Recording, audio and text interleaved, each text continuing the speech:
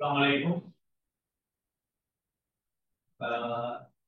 So நான் உங்களோட physics படிப்பிக்கிற professor. So எல்லாரும் ஓ லெவல் எக்ஸாமை சிறப்பாக முடிச்சுட்டு உங்களோட ஏ லெவல் பயணத்துக்கு வந்திருக்கீங்க. ஸோ ஏ லெவல் பயணத்துல பௌதிகவியலை சிறப்பிக்கிறதுக்காக பௌதிகவியல இலகுவான முறையில படிக்கிறதுக்காக நான் உங்களுக்கு அறிமுகமாக நம்புறேன். ஸோ பௌதிகவியலை நம்ம மிக இலகுவாக கொண்டு போவோம். ஸோ நான் உங்களோட பௌதிகவியல் ஆசிரியர் அப்புறம் சார். ஸோ பௌதிகவியல் ஆசிரியர் சார், ரைட்?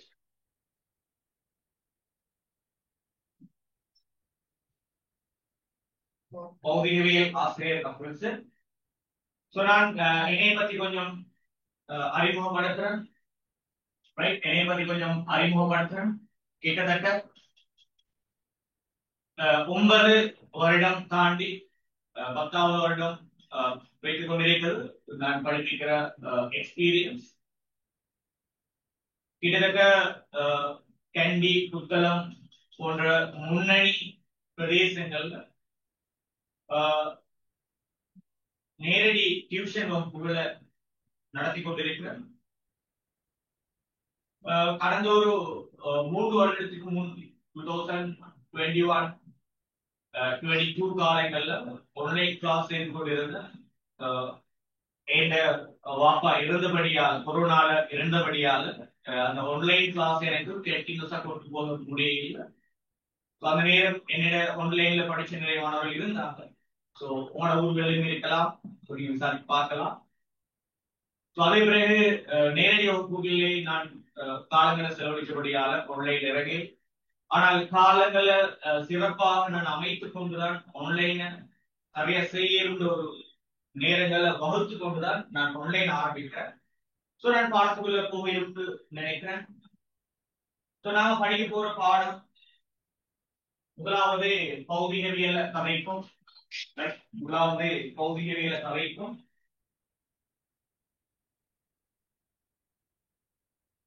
பௌதிகவியல். ஸோ நீ எல்லாருமே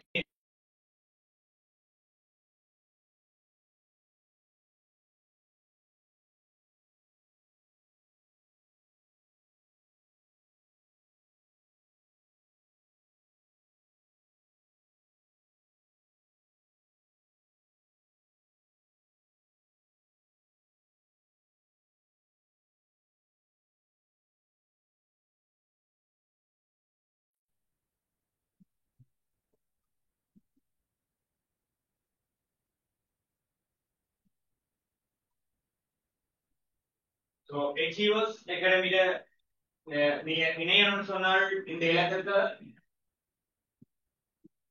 வாட்ஸ்அப் மூலமாக கனெக்ட் பண்ணுங்க.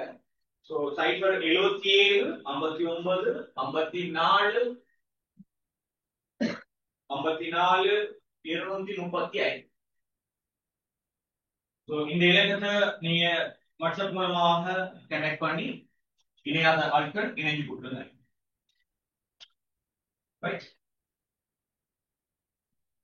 ஸோ நம்ம கதை போற இந்த பௌதீகவியல்.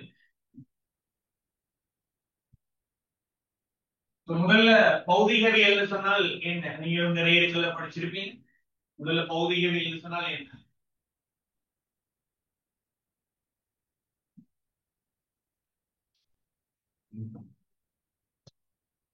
பௌதீகவியல் சொன்னால் முதல்ல என்னது கதைப்போம். ஸோ நிறைய பேர் இணைஞ்சிருப்பீங்க. அதே நேரம் உங்களோட டியூப்ல கொஞ்சம் பிரிண்ட் எடுத்தார்கள் பார்த்துக்கொள்ளலாம். அப்படி இல்லைன்னு சொன்னால் நீங்க வாட்ஸ்அப்ல அல்லது பிடிஎஃப் கொஞ்சம் ஓபன் பண்ணியவாறு நீங்க இந்த கிளாஸ கண்டினியூ பண்ணுங்க. ரைட். முதல்ல பௌதீகவியல் சொன்னால் எல்லாருமே பௌதீகவியல் படிக்கிறீங்க. முதல்ல பௌதீகவியல் சொன்னால் நிறைய பேர் பௌதீகவியல்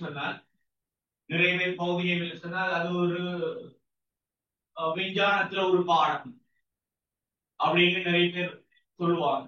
நானும் ஒவ்வொரு பேட்ச்லயும் படிப்பிக்க முந்தி முதல் கேள்வி பௌதீகவியல் தான் என்ன, இதுதான் முதலாவது நான் கேட்பேன். பௌதீகவியல் சொல்றது என்னென்றால் கிரேக்க மொழியில இயற்கை என்று பொருள்படுது. இப்ப நம்ம படிக்க போற பாடம் என்னன்னு சொன்னால் உலகில் நடக்கக்கூடிய இயற்கையாக நடக்கக்கூடிய விஷயங்கள் நாங்க படிக்க போறோம், கதைக்கு போறோம். கதைக்கு போற ஒவ்வொரு விஷயங்களையும்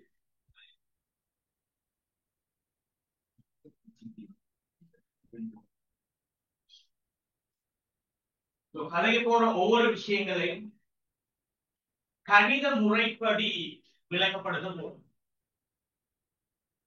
கணித முறைப்படி விளக்கப்படுத்த போறோம். ரைட்? அப்ப நீங்க எல்லாருமே நீங்க பிடிஎஃப் ஓபன் பண்ணுங்க. முதலாவது நான் என்ன செய்யறேன், அந்த பிடிஎஃப் இருக்கிற விஷயங்களை கதைக்கிறேன். நான் அதுக்கு முந்தி பிசிக்ஸ்ல இருக்கிற பாடங்கள், ரைட், பிசிக்ஸ்ல இருக்கக்கூடிய பாடங்களை நீங்க அடுத்ததா கதைக்கிறேன். உங்களுக்கு முதலாவது பௌதிகவியல் என்னென்னு கதைச்சுக்கோ, அது பிசிக்ஸ்ல இருக்கிற பாடங்கள் நான் உங்களுக்கு கதைக்கிறேன். ரைட், முதலாவது கதைக்கும் பௌதிகவியல் சொல்றது கிரேக்க மொழியில் இயற்கை என்று பொருள் பெறக்கூடியது. அப்ப இயற்கையில என்ன வளம் இருக்குன்னு சொல்லி பாத்தீங்கன்னா உங்களுக்கு கதைக்கலாம். இயற்கையில ஒளி, ரைட், ஆரம்ப காலங்கள்ல ஒளி, அடுத்ததாக ஒளி, அடுத்ததாக வெப்பம், ரைட், வெப்பம், அடுத்ததாக இயற்கவியல், இயற்கவியல், அடுத்ததாக மின்காந்தவியல், மின்காந்தவியல். இந்த மாதிரி இயற்கையில இருக்கக்கூடிய விஷயங்களை தான் நாங்க பௌதிகவியல கதைக்க போறோம். எக்ஸாம்பிள் எல்லாருக்கும் பௌதிகவியல் சொன்னால் நியூட்டனை தெரியும். நியூட்டனை பத்தி யோசிச்சீங்கன்னு சொன்னால் நியூட்டன் ஈர்ப்பு விசையை கண்டுபிடிச்சோம். எக்ஸாம்பிள் நாங்க பௌதிகவியல் சொன்னால் என்னன்னு சொல்றதுக்கு புவியீர்ப்பின் கீழ் இயக்கத்தை கதைக்கிறேன். நியூட்டன் கண்டுபிடிச்ச அந்த புவியீர்ப்பு ஈர்ப்பு விசையின் காரணமாக புவியீர்ப்பின் கீழ் இயக்கத்தை கதைக்கிறேன். அப்போ நியூட்டன் யோசிச்சாரு, மேல இருக்கிற ஒரு பொருள், ரைட், மேல இருக்கிற ஒரு பொருள் கீழே வாட்டுக்கான காரணம், ரைட், கீழே வாட்டுக்கான காரணம் ஈர்ப்பு கவர்ச்சி விசை. அந்த ஈர்ப்பு கவர்ச்சி விசை எதன் மூலம் உருவாகுது, அதற்குரிய ஒவ்வொரு செகண்டுக்கும் மேலே கீழே வரும்போது ஒவ்வொரு செகண்டுக்கும் 10 வேகம் கூடும். அதன் ஆர்முடுகள் 10 மீட்டர் செகண்ட் மைனஸ் 2 ஒரு கணித முறைப்படி விவரிக்கிற ஒரு அமைப்பு தான் எங்களை பௌதிகவியல். இயற்கையில் நடக்கக்கூடிய ஒவ்வொன்றையும், இயற்கையில் நடக்கக்கூடிய ஒவ்வொன்றையும் கணித முறைப்படி ஒப்புவிக்க போறதுதான் எங்களை பௌதிகவியல். இப்ப உதாரணத்துக்கு நியூட்டன் எடுத்தோம் சொன்னால் நியூட்டன் என்ன செஞ்சாரு, எப்பல் மரத்துக்கு கீழே இருந்தாரு. நீங்க எல்லாருமே கேள்விப்பட்டிருப்பீங்க. எப்பல் மரத்துக்கு கீழே இருந்தார், எப்பல் மரத்துக்கு கீழே தூங்கினாரு. தூங்கும் போது எப்பல் கீழே விழுந்துதான், அதுவும் அவரோட தலையில பட்டுதான். அப்ப எழுப்பி எங்களை மாதிரி சாப்பிடாம அவர் யோசிச்சாராம், அந்த எப்பல் ஏன் மரத்திலிருந்து விழுந்து நம்ம தலைக்கு கீழே வந்துச்சது, மரத்திலிருந்து கீழே வந்துச்சது, மேல போகாம அப்படின்னு சொல்லி கூட ஓலர் சயின்ஸ் டீச்சர்ஸ் மாதிரி உங்களுக்கு சொல்லியிருப்பாங்க. நாங்களே இருந்தா அந்த எப்பல எடுத்து சாப்பிட்டு இருப்போம். ஆனா நியூட்டன் என்ன செஞ்சாரு, அந்த எப்பல எடுத்து சாப்பிடாம அந்த எப்பல ஏன் கீழே வந்து யோசிச்சாருன்னு சொல்லி போட்டு ஒரு ஒரு ஜோக்கா உங்களுக்கு சொல்லியிருப்பாங்க. அந்த அடிப்படையில நியூட்டன் அடிப்படையை யோசிக்கிறார். ஒவ்வொரு செகண்டுக்கும் மேலே விடப்படுற துணிக்கை புவியீர்ப்பின் இயங்குது. ஒவ்வொரு செகண்டுக்கும் 10 வேகம் கூடுது. இந்த மாதிரி கணித முறைப்படி இயற்கையில நடக்கக்கூடிய ஒவ்வொரு விஷயங்களையும் விளக்கப்படுத்துறது தான் பௌதிகவியல். சில பேருக்கு பௌதிகவியல் பிடிக்க இல்லைன்னு சொன்னால், ஒரு சில பேருக்கு பௌதிகவியல் பிடிக்க இல்லைன்னு சொன்னால் காலப்போக்குல யோசிப்பாங்க, நியூட்டன் போயிட்டு எப்பல் மரத்துக்கு கீழே தூங்கினதை விட ஒரு பலாமரத்துக்கு கீழே தூங்கி இருந்தால் பலாப்பழம் விழுந்து நியூட்டன் போய்த்திருப்பாரு, எங்களுக்கு இவ்வளவு கஷ்டம் இல்லை அப்படின்னு கூட சில பேர் யோசிப்பாங்க. ரைட், பௌதிகவியல சரியா தொடர்ச்சியா படிக்காத மாணவர்கள் அப்படி சில பேர் யோசிக்கலாம். ரைட், நீங்க ஒரு பெரிய ஒரு எம்பிஷன்ல பெரிய ஒரு எதிர்பார்ப்புல வந்திருக்கிறீங்க. கண்டிப்பாக நீங்க கண்டினியூஸா ஒர்க் பண்ணுவீங்க. தொடர்ச்சியாக ஒர்க் பண்றதன் மூலம், தொடர்ச்சியாக கண்டினியூஸா நீங்க படிக்கிறதன் மூலம் இந்த பௌதீகவியலை இலகுபடுத்த இயலும் பிள்ளைகள். அதிகமான மாணவர்கள் நாங்க கிளாஸ்ல கேட்கும் போது எல்லாருமே சொல்றது அவட அவங்களோட அவங்களோட ரிலேட்டிவ்ஸ்ல அவங்களோட நானா அக்கா மார்ல அவங்க கேட்கிற ஒவ்வொரு விஷயமும் என்னென்ன பாடங்கள் ஏலவல் சயின்ஸ்ல இருக்குது, என்ன பாடம் கஷ்டம்னு சொல்லி கேட்கிற நேரத்துல எல்லாருமே அவங்களுக்கு சொல்லி வைக்கிறது பிசிக்ஸ் பாடம் தான் கஷ்டம் ஒரு அட்வைஸ் கொடுக்குறது. பிசிக்ஸ் பாடத்திலையும் ரெண்டாவது பாடம் மெக்கானிக்ஸ் ஒன்று இருக்குது, அது ரொம்ப கஷ்டம்னு சொல்லி போட்டு ஒவ்வொருத்தரும் அட்வைஸ் கொடுக்குறது. உண்மையிலே அது மிகப்பெரிய தவறு. சரியா படிச்ச ஒரு மெடிசின் ஃபேக்கல்டி போகக்கூடிய உங்களை மாதிரியான ஆட்கள் நீங்க நாளைக்கு பிசிக்ஸ் சரியா படிச்சு போகும் எக்காரணம் கொண்டும் அடுத்தவங்களுக்கு நீங்க சொல்ல மாட்டீங்க பிசிக்ஸ் கஷ்டம்னு சொல்லி போட்டு. ஏன்னா நீங்க படிக்கிற விதத்தை பொறுத்து உங்களோட உங்களோட நிலைமையை பொறுத்துதான் நீங்க எந்த பாடம் கஷ்டம்னு சொல்லுவீங்க. நீங்க சரியா படிச்சா ஒருபோதும் நீங்க சொல்ல மாட்டீங்க பிசிக்ஸ் தான் கஷ்டம்னு சொல்ல மாட்டீங்க. இயற்கையில் நடக்கக்கூடிய விஷயங்களை இயற்கையாகவே பார்த்து சரியான முறையில் விளங்கி எடுத்து அதுல போயிட்டு வரக்கூடிய சின்ன சின்ன கணக்குகள், இயற்கையில நடக்கக்கூடிய சின்ன சின்ன கணக்குகளை சரியாக ஒப்புவிச்சு சரியாக விளங்கி படிச்சோம்னு சொன்னால் பௌதிகவியல் ஆக இலகுவான பாடம்.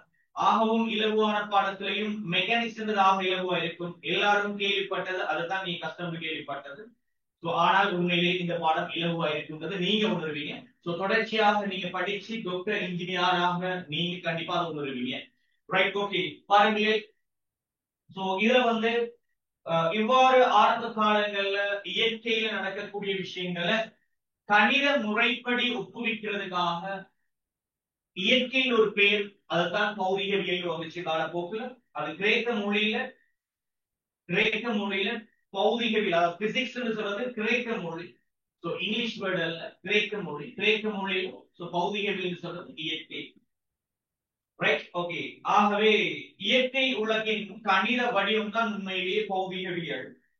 இங்கு சக்தி தொடர்பான எண்ணக்கரு நடத்தை என்பன பற்றியும் சக்தியினை வினைத்திறனாக பயன்படுத்தும் நுட்பங்கள் பற்றியும் ஆராயப்படும். ரைட், அவ இங்க சில பேருக்கு யோசனை வாரது, நாங்க டாக்டர் ஆக போறோம். ரைட், இன்ஜினியர் ஆகக்கூடிய ஆட்களுக்கு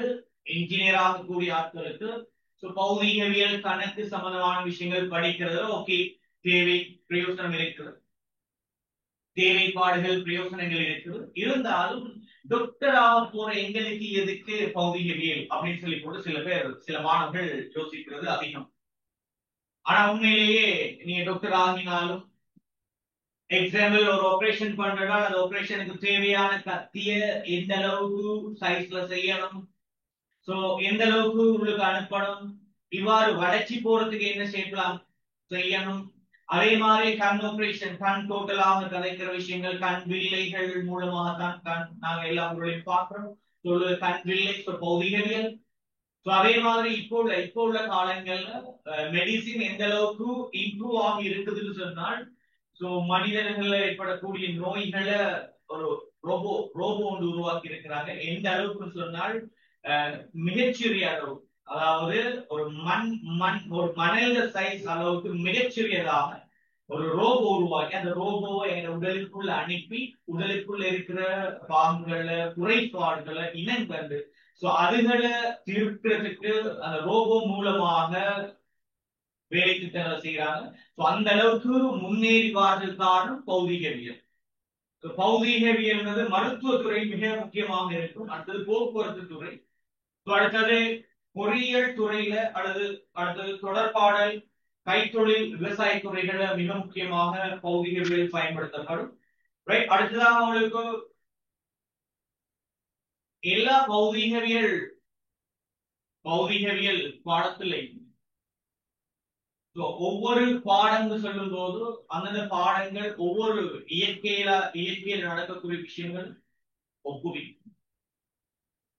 அந்த இயற்கையில நடக்கக்கூடிய விஷயங்களை ஒப்புவிக்கிற அதே நேரத்துல ஒவ்வொரு ஆட்களுக்கு சொல்லி கூட ஒவ்வொரு அழகுகள் நாங்க கொடுக்க வேண்டியது, ஒவ்வொரு ஆட்களுக்கு ஒவ்வொரு அழகுகள் கொடுக்க வேண்டியது. அந்த அழகுகள் சொல்றது எங்களுக்கு மிக முக்கியமாக இருக்கும். ரைட் அவர் டியூட்டை நீங்க பாக்குற நேரம் உங்களுக்கு விஞ்ஞான முறைப்படி கருதுகோள்களை பெறுவதற்கு இயற்கையில் நடக்கக்கூடிய கருதுகோள்களை பெறுவதற்கு அக்கருதுகோள்களை அக்கருதுகோள்களை அவதானித்து தரவுகளை சேகரிக்கும் அலகுகள் தரவுகளை சேகரிக்க அலகுகள் அவசியமாகும். அப்ப எங்கட முதல் பாடம் அழகின்ற பாடங்களை தான் போகிறோம். இதே பிறகு படிக்க போற அனைத்து பாடங்களுக்கும் உரிய அடிப்படையான ஒரு விஷயம் அழகு. அழகின்ற பாடத்துல தான் நம்ம பாடத்தை ஆரம்பிக்க போறோம். சரி, அடுத்தது பெறப்படும் அவதானிப்புக்கு ஏற்ப அவற்றை குறித்துக் கொள்ள வெவ்வேறு அலகுகள் பயன்படுத்தப்படும். அதுல உங்களோட டியூப்ல உங்களோட டியூப்ல அந்த பகுதிகளை நோட்ஸை போட்டுட்டு கீழே நான் சில குறியீடுகள் உங்களுக்கு போடப்பட்டிருக்கிறது. சில குறியீடுகளை நான் உங்களுக்கு போட்டிருக்கிறேன். அந்த குறியீடுகள் என்னன்னு பாத்தீங்கன்னு சொன்னாங்க. ரைட், அந்த குறியீடுகள் என்னன்னு பாத்தீங்கன்னு சொன்னாங்க உங்களுக்கு பௌதீகவியல்ல கதைக்கக்கூடிய அனைத்து குறியீடுகளையும் நான் போட்டிருக்கேன். ரைட், முதலாவது இந்த அல்பா அல்பா, இந்த மாதிரி பீட்டா, ரைட் பீட்டா, அதே மாதிரி கேமா அல்லது காமா, ரைட் காமா, அதே மாதிரி டெல்டா, நீ கேள்விப்படாத டெல்டா, இந்த மாதிரி குறியீடுகள் ஒவ்வொன்றையும் நான் போட்டிருக்கிறேன். இந்த மாதிரி குறியீடுகள் ஒவ்வொன்றையும் நாங்க பௌதீகவியல் ஒவ்வொரு இடத்திலையும் பாவிக்க போறோம். கண்டிப்பாக உங்களுக்கு அந்த குறியீடுகள் தேவைப்படும். அந்த குறியீடுகளை சும்மா நீங்க பிரிண்ட் எடுத்து பிறகு படிக்கிற நேரத்துல அந்த ஒவ்வொரு குறியீடுகளும் சொல்ற நேரத்துல நீங்க இங்க பார்க்கலாம். இந்த குறியீடுகளை நீங்க இங்க செக் பண்ணி கொள்ளலாம். சொல்லப்படுற குறியீடுகள் சரியா பிழையாது. பௌதிகவியல்ல தரப்படுகிற பாவிக்கக்கூடிய அனைத்து குறியீடுகளையும் உங்களுக்கு தந்திருக்கிறேன். ஆனா இதுல உள்ள எல்லா குறியீடுகளையும் நான் பாவிக்குமான்னு கேட்டா எல்லா குறியீடுகளும் இல்ல. மோஸ்ட் ஒரு 90% தரப்பட்டதுல ஒரு 90% கிட்டத்தட்ட 26 குறியீடுகள் 27 குறியீடுகள் மாதிரி தந்திருப்பேன்னு நினைக்கிறேன். அதுல ஒரு கிட்டத்தட்ட ஒரு 20-22 குறியீடுகள் பயன்படுத்துவோம் பௌதிகவியல் ஒரு சில குறியீடுகளை தவிர. ரைட், இப்ப நாங்க வருவோம்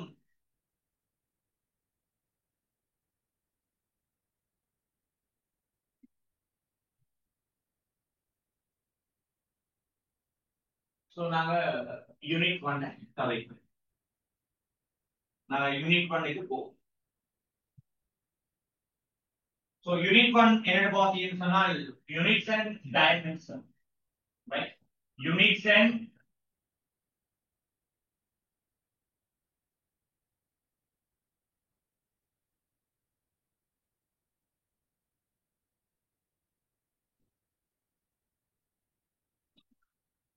dimension.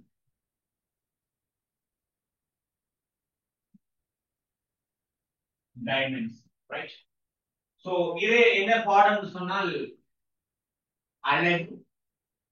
நீங்க ஒவ்வொரு பௌதிகவியலுக்கும் ஒவ்வொரு பௌதிகவியல் கதைக்கிற ஒவ்வொன்றுக்கும் அழகு கேள்விப்பட்டிருக்கு. அழகியல் பரிமாணம் ஒரு விஷயத்த நீங்க புதுசா ஏழவர்கள கதையை போடுங்க. ரைட், அதுல அழகுன்னு சொல்றது நம்ம கதைக்கக்கூடிய அனைத்து பௌதிக கணியங்களுக்கும் அழகு முக்கியமா. எந்த அளவுக்கு அழகுன்னு சொன்னால்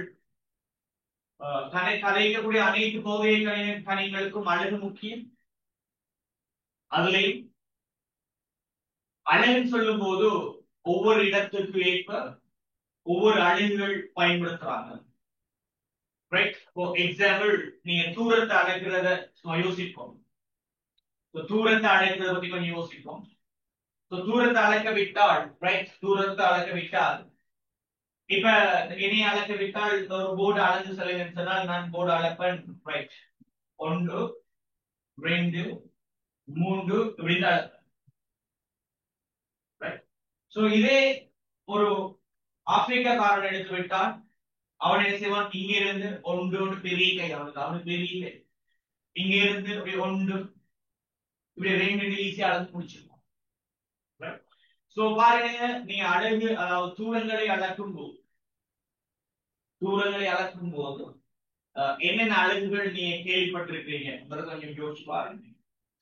தூரங்களை அளக்கும் போது என்னென்ன அலகுகளை நீங்க கேள்விப்பட்டிருக்கீங்க, என்னென்ன அலகுகள் மூலம் அழைக்கப்படுறது நீங்க கேள்விப்பட்டீங்க. கொஞ்சம் யோசிப்பாருங்க, என்னென்ன அலகுகள் நீங்க கேள்விப்பட்டிருக்கீங்க. ஒன்று, எல்லாரும் சென்டிமீட்டர் என்று சொல்லுவீங்க. அடுத்தது மில்லி மீட்டர் என்று சொல்லுவீங்க. அடுத்தது மீட்டர் என்று சொல்லுவீங்க. அடுத்தது கிலோமீட்டர் என்று சொல்லுவீங்க. நான் சொல்லுவேன் இது நாலு ஒரே ஆட்கள். அதாவது மீட்டர்ன்றது சர்வதேச அலகு. மீட்டர் சொல்றது சர்வதேச அலகு. கிலோமீட்டர் இந்த மீட்டர் பெரிய ஆள். ரைட். சென்டிமீட்டர் சொல்றது மீட்டரோட தம்பி மாதிரி. மில்லிமீட்டர் சொல்றது இந்த சென்டிமீட்டரோட தம்பி மாதிரி. எனவே தூரங்களை அளப்பதற்கு பயன்படுத்துற இது எல்லாமே ஒரே ஆள்.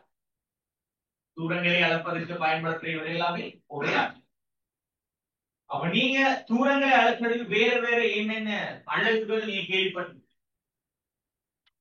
நீங்க தூரங்களை அளப்பதற்கு பயன்படுத்தப்படுற வேற வேற என்ன அலகுகள் கொஞ்சம் யோசிச்சு பாருங்க. வேற என்ன அலகுகள் நீங்க பயன்படுத்துறீங்க? வேற என்ன அலகுகள் நீங்க பயன்படுத்துறீங்க?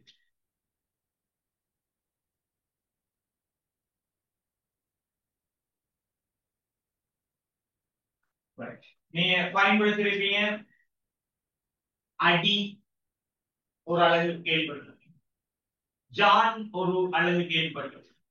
இன்ச், முழம், இன்ச், முழம், ரைட். ஜான், அடி, முழம், இன்ச். சோ இந்த மாதிரி வெவ்வேறு அலகுகள் கேள்விப்பட்டிருப்பீங்க. இப்ப நான் அளந்த இந்த முறை அடி கணக்கு, ரைட்.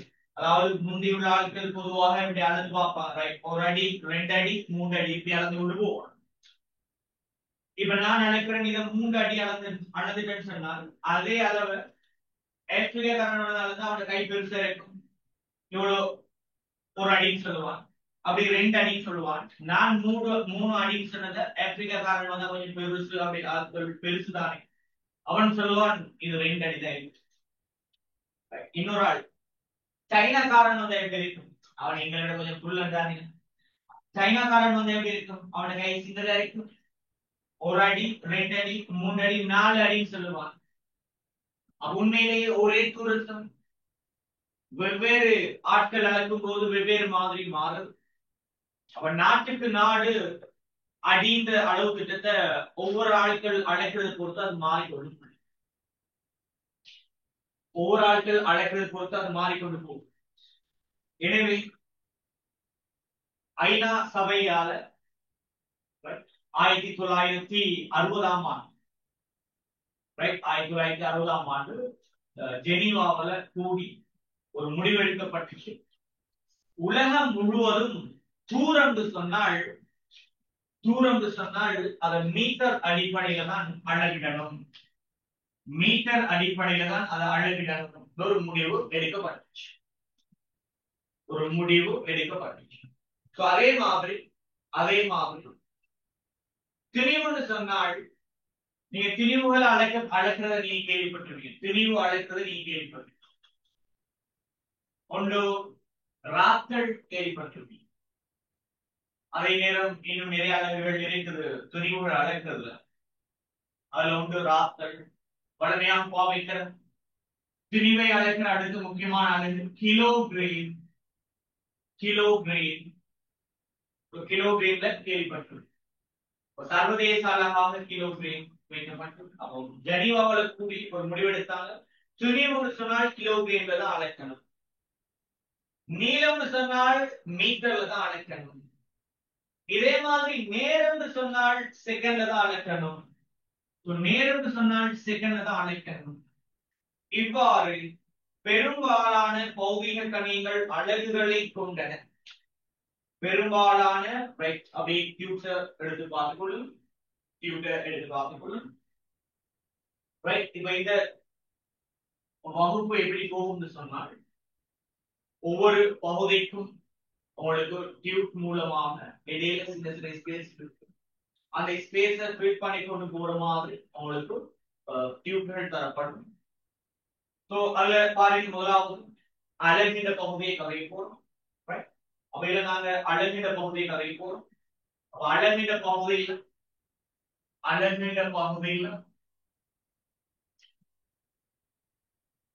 பெரும்பாலான பௌதீக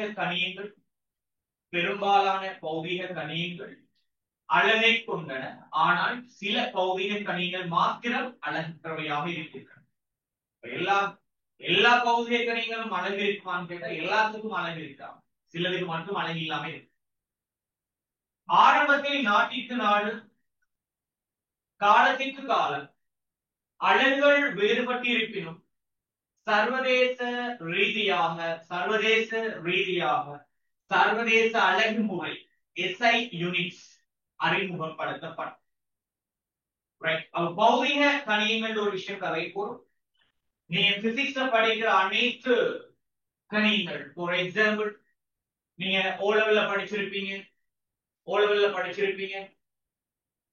வேகம், முதலாவது இடப்பெயர்ச்சி, தூரம், வேகம், கதி, ஆர்முடுகள், அதே நேரம் விசை, உந்தம், வேலை, வலு, சக்தி, இது அனைத்தும் ஒரு பௌதீக கணியம். இந்த மாதிரி பௌதீக கணியங்கள் பேர்கள் நாங்க பிரதானமாக இரு வகைப்படுத்தலாம்.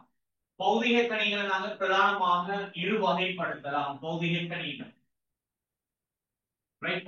கணியங்களை இரு வகைப்படுத்தலாம்.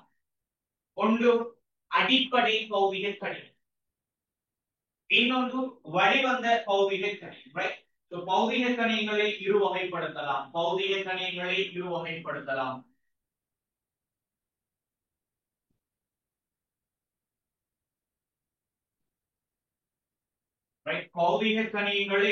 வகைப்படுத்தலாம்.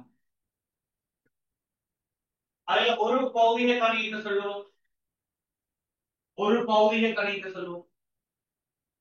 அடிப்படை பௌதீக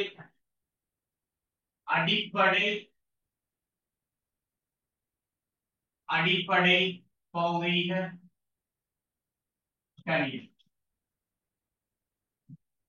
இரண்டாவது சொல்லுவோம் வழிவந்த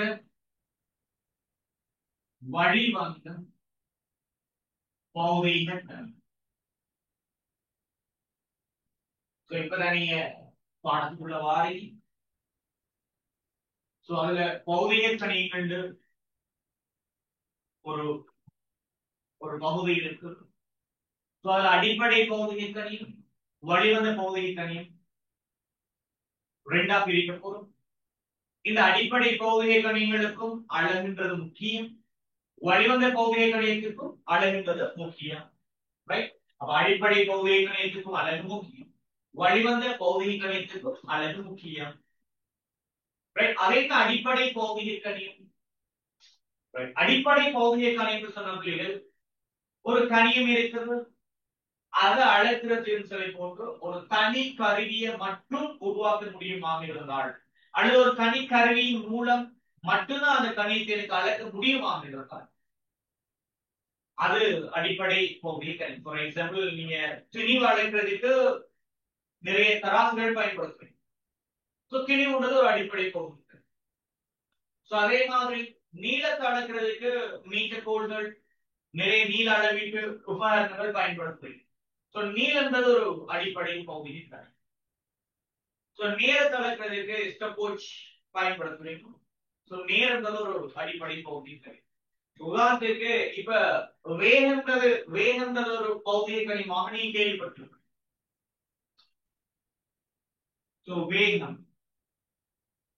வேகத்தை எடுத்தீங்கன்னு சொன்னால், வேகம்னு சொல்றது என்ன கணியம்னு கேட்டால், இப்ப வரும். வேகம்னு சொல்றது என்னென்னால் இடப்பெயர்ச்சி, நேரம்.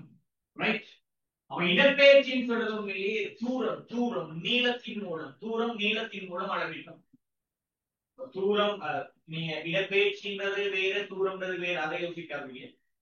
நான் சொல்றது இந்த நீள அளவீடு மீட்டர் கோலின் மூலம், ரைட்? மீட்டர் கோலின் மூலம் அல்லது அடிப்படையில் ரூலரின் மூலம் அளக்க ஒரு ஆள், ரூலர் மூலம் அளக்க ஒரு ஆள், ரூலர் மூலம் அளக்க ஒரு ஆள் இடப்பெயர்ச்சி. அப்படி யோசிப்போம். நேர்ன்றது ஒரு ஸ்டாப்வாட்ச், நிறுத்த கடிகாரம் மூலம் அளக்கிற ஒரு ஆள். எனவே இது ஒரு பௌதிக கணினி, இது ஒரு பௌதிக கணினி, இது ஒரு அடிப்படை பௌதிக கணினி. இதை மட்டும் அளக்கிறதுக்கு ஒரு கணிக்கருவி ரூலர் போதுமா இல்லையா? ரூலர் போதும், ரைட்? அதே மாதிரி நேரத்தை அளக்கிறதுக்கு ஒரு நிறுத்த கடிகாரம் போதுமா இல்லையா? ரைட், நிறுத்த கடிகாரம் போதும். உண்மையிலேயே எனக்கு இது ஒரு அடிப்படை பௌதிக கணினி, இது ஒரு அடிப்படை பௌதிக கணினி. சோ அது ரெண்டும் சேர்ந்துதான் வேகம் வருது. எனவே வேகம் என்று சொல்றது அடிப்படை பௌதிக கணிகளிலிருந்து பெற்று வந்த ஆட்கள், ரைட்? சோ வேகம் சொல்றது அடிப்படை பௌதிக கணியத்திலிருந்து பெற்று கணித்து பார்க்கக்கூடிய ஒரு ஆள் தான் இந்த வேகம். அதே மாதிரி எங்களுக்கு விசைன்னு சொன்னா கூட ரைட்? விசைன்னு சொல்றது என்றால் திணிவு தர ஆறுமுடுகள் வரும், ரைட்? திணிவு தர ஆறுமுடுகள். இதுல கூட உங்களுக்கு விசைன்னு சொல்லும்போது திணிவு தர ஆறுமுடுகள். இவரை கணிச்சு பெறக்கூடிய ஒரு கணியம் தான் விசை. எனவே அடிப்படை பௌதிக கணிப்பு சொல்றது ஒரு கணியத்தை அளப்பதற்கு ஒரு தனி கருவி மட்டும் பயன்படுத்த இயலுமாக இருந்தால் அது அடிப்படை பௌதிக கணிப்பு. வடிவந்த பௌதிக கணி என்று சொன்னால் என்னென்றால் சில பௌதிக கணிகள் இருக்கும், அதை வேறு சமன்பாடுகள் அல்லது சமன்பாடுகளின் மூலம் அல்லது கணித்து பெறக்கூடிய ஆட்கள் கொஞ்சம்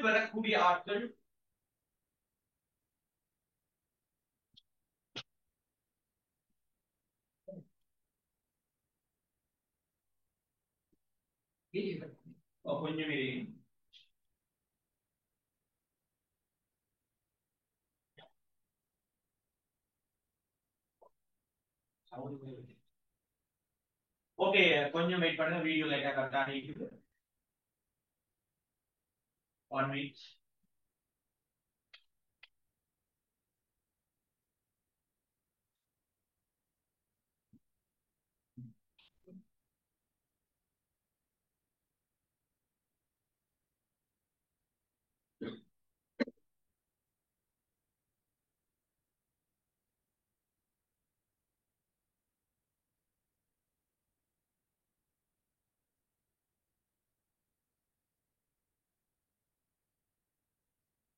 ஓகே, இடையில வீடியோ கொஞ்சம் கரெக்டா இருக்கு.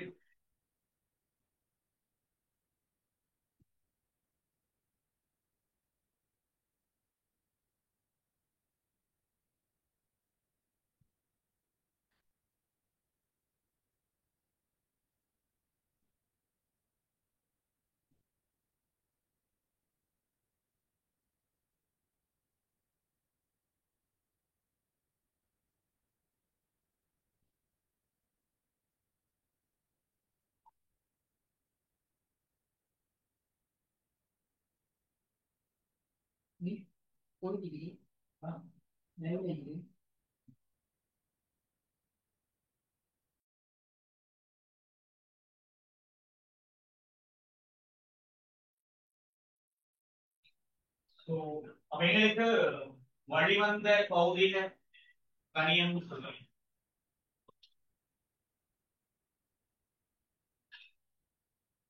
வழிவந்த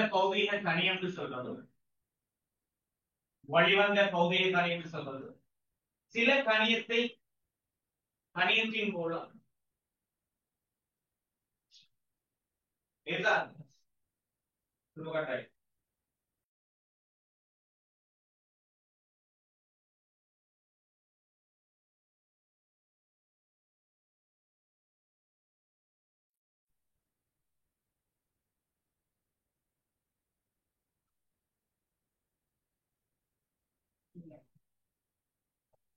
ஓகே, சில பௌதிக கணிகளை கணித்து பெறக்கூடிய இருந்து கணித்து பெறக்கூடிய கணியம் தான் வழிவந்த பௌதிக கணியம், ரைட்? இதுல பாருங்கள், அடிப்படை பௌதிக கணியத்துல 7 அடிப்படை பௌதிக கணியங்கள், இரண்டு மிகை நிரப்பு கணிகளும் உங்களுக்கு காணப்படுது. அந்த 7 அடிப்படை பகுதி கணிப்பில் 2 மிகை நிரப்பு கணிகளை நாம் கதைப்போம். ரைட், 2 மிகை நிரப்பு கணிகளை நாம் கதைப்போம். ரைட்,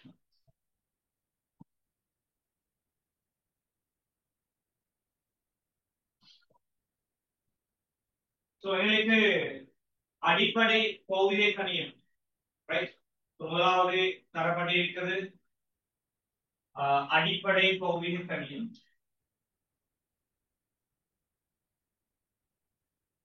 அந்த காட்ட பார்த்தீங்கன்னா அதுல போடுபடையில் அடிப்படை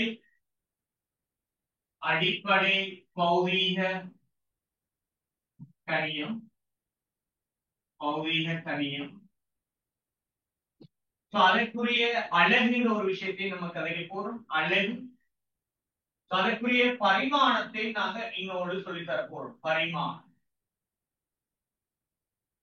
அடிப்படை பௌதிக கணிதத்துக்குரிய அழகு அதே நேரம் பரிமாணத்தை நம்ம கதைக்க போறோம். அடிப்படை பௌதிக கணிதம் சொன்னால் அவை கணிப்பதற்கு கணிக்கருவிகள் மூலம் கணித்து பெறக்கூடிய கணிகள் அடிப்படை பௌதிக கணிதம்.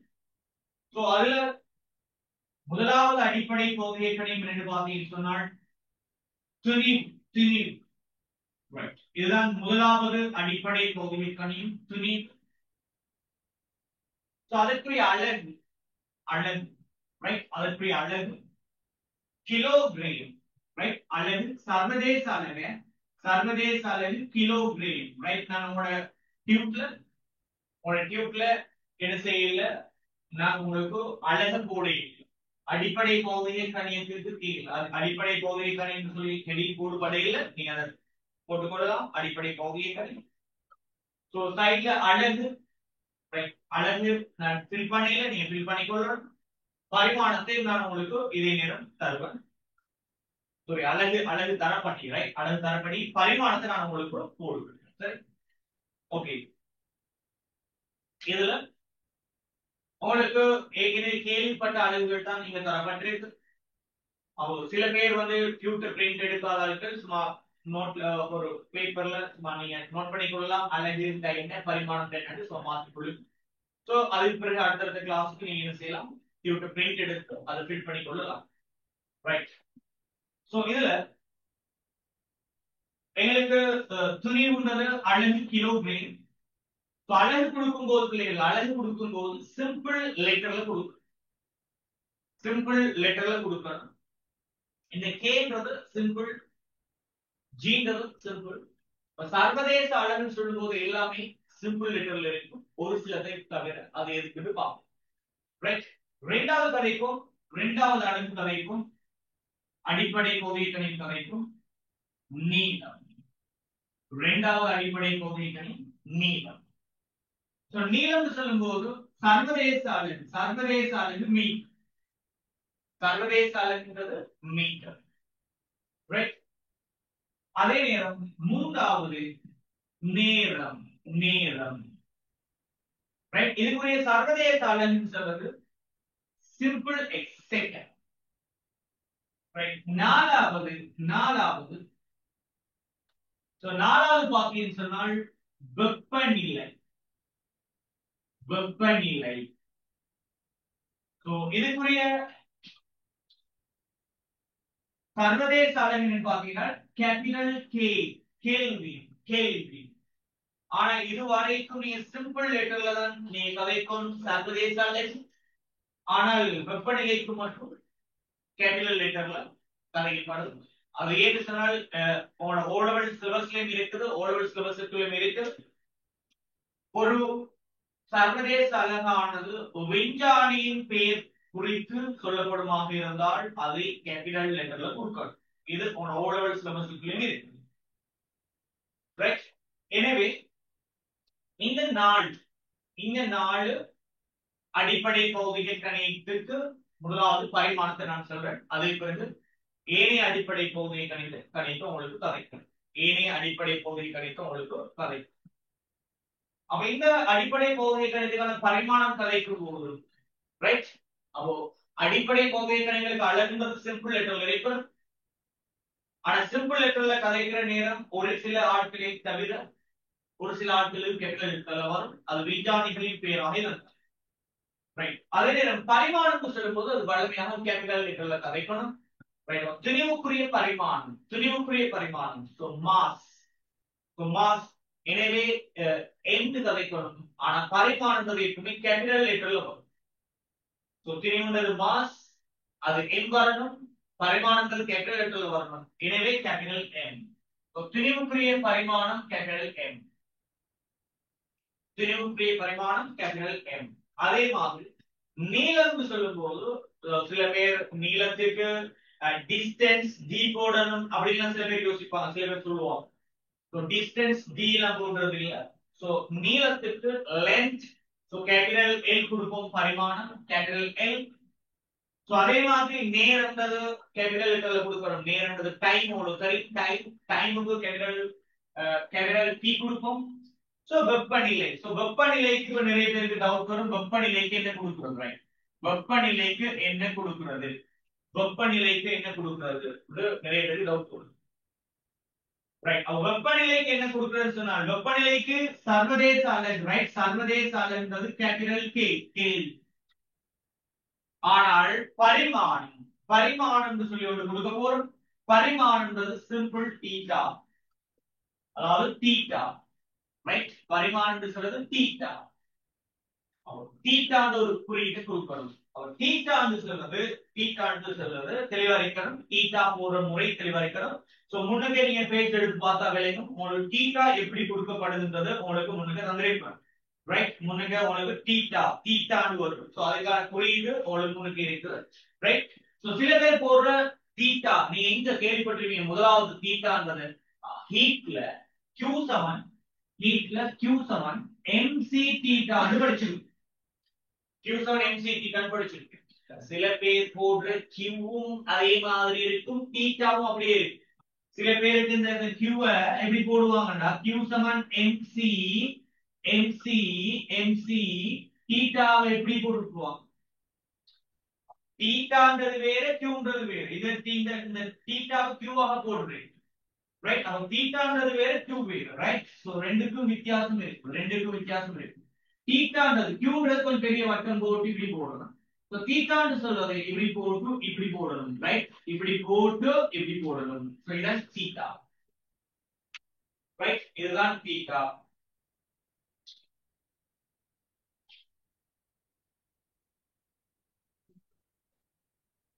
ஓகே. இப்ப சில அடிப்படை கொள்கையை கணியத்துக்கு சர்வதேச அலகு, ரைட்? சர்வதேச அலகு பரிமாணத்தை சும்மா கழிச்சிருக்கு. அப்ப உங்களுக்கு நீளம் சொன்னால் அது பரிமாணம் கேபிட்டல், ரைட்?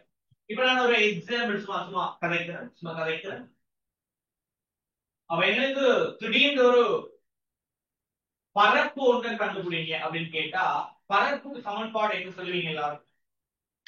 பரப்புன்றதை கண்டுபிடிங்கன்னு சொன்னால் பரப்புன்றது என்ன என்ன கணியம்னு சொல்லி கேளுங்க சொல்லுவோம். பரப்புன்றது என்ன கணியம்? முதல் பரப்புன்றது என்ன கணியம், ரைட்? அவ பரப்ப டக்குன்னு யோசிப்போம். அது எங்களுக்கு தெரியும், நீளம் தர அகலம் வரும், ரைட்? நீளம் தர அகலம் வரும். நீளம் தர அகலம் வருமாக இருந்தால் அப்ப கண்டிப்பாக பரப்புன்றது வேறு கணியங்களில் இருந்து கணித்து பெறக்கூடியது. வழிவந்த பகுதி, கணித்து பெறக்கூடியது. எனவே வழிவந்த பகுதியை கணியம். இப்ப டக்குன்னு பரப்புடைய வழிவந்த பகுதியை கணியம். ஒரு எக்ஸாம்பிள் நான் கதைக்கிறேன். பிறகு வழிவந்த பகுதியை கணித்து தனியை தருவது, பிறகு வழிவந்த பகுதியை கணித்து நான் தனியை தருவேன். இப்போது கதை இப்ப உங்கள்ட்ட கேட்கிறேன், பரப்புக்குரிய பரிமாணம், பரப்புக்குரிய பரிமாணம் கேட்டா டக்குனு மாணவர்கள் யோசிக்கிறது நீளம் தர அகலம். நீளத்துக்கு என்ன பரிமாணம்? நீளத்துக்கு என்ன பரிமாணம்? Capital L, right? பரப்பின் பரிமாணம் கொடுக்க போறாங்க, ரைட்? பரப்பின் பரிமாணம்.